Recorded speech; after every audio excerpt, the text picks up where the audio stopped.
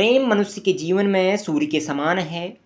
वह ऐसा अदृश्य पंख है जिसके सहारे आत्मा इस कठोर संसार के ऊपर उठ पाती है, और शायद यही कारण है कि जब सब कुछ नष्ट हो जाता है तब भी प्रेम की स्मृति बनी रहती है। प्रेम की स्मृति तो अमर है।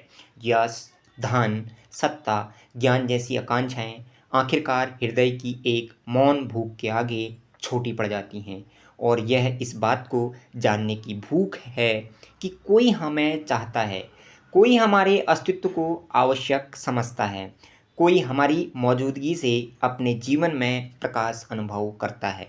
मनुष्य केवल रोटी से जीवित नहीं रहता, उसके भीतर एक और गहरी ज़रूरत है। यह ज़रूरत है प्रेम की, अपनत्व की, उस अदृश्य स्पर्श की जो आत्मा को यह कहता है कि तुम इस विशाल और उदास ब्रह्मांड में व्यर्थ नहीं हो। जिसे प्रेम मिलता है वह निर्धन होकर भी धनी है, और जिसे प्रेम नहीं मिलता वह संसार जीत कर भी भीतर से खोखला है।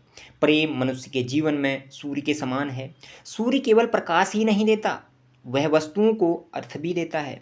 उसी प्रकार प्रेम केवल हृदय को प्रसन्न ही नहीं करता, वह जीवन के संघर्षों को सहने योग्य भी बनाता है।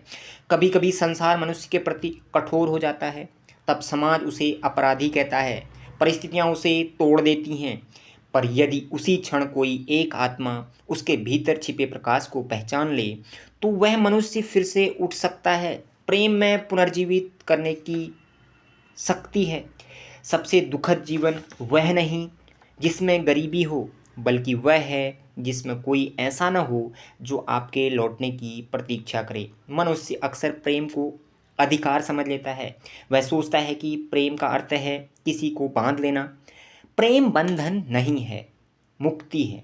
जो सचमुच प्रेम करता है वह दूसरे को स्वतंत्रता से भर देता है। प्रेम कहता है, मैं तुम्हें इसलिए नहीं चाहता कि तुम मेरे हो, मैं तुम्हें इसलिए चाहता हूँ क्योंकि तुम्हारे होने से संसार अधिक सुंदर हो जाता है। और प्रेम केवल युवक और युवती के बीच की भावना नहीं है। एक माँ का अपने बच्चे के माथे पर रखा हाथ, एक मित्र का संकट में मौन साथ, एक बूढ़े पिता की आंखों में अपने बच्चों के लिए चिंता, ये सब प्रेम के ही रूप हैं। मानवता इसी सूक्ष्म और अदृश्य धागों से बनी हुई है।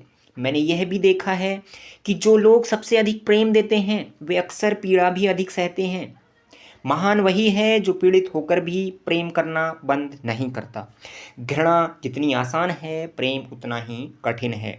घृणा मनुष्य को सिकोड़ देती है, प्रेम उसे उसके स्वार्थ से ऊपर उठाकर समस्त मानवता से जोड़ देता है, और अंत में जीवन की संध्या में सब मनुष्य पीछे मुड़कर देखता है, तब उसे अपने पद, पुरस्कार, संग्रह आदि याद नहीं रहते। उसे याद रहते हैं कुछ चेहरे, कुछ हाथ जिन्होंने एक कठिन वक्त में उसके कंधों को छुआ था। वही क्षण उसके जीवन की वास्तविक संपत्ति होते हैं।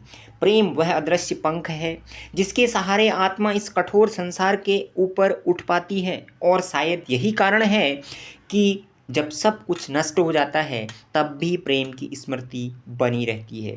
वही मनुष्य की सबसे अमर चीज है।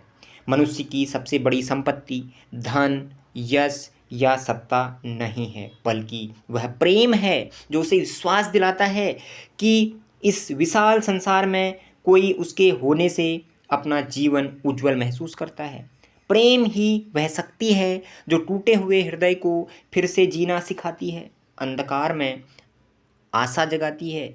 जीवन तभी सुंदर होगा जब हम प्रेम और करुणा को अपनाएंगे।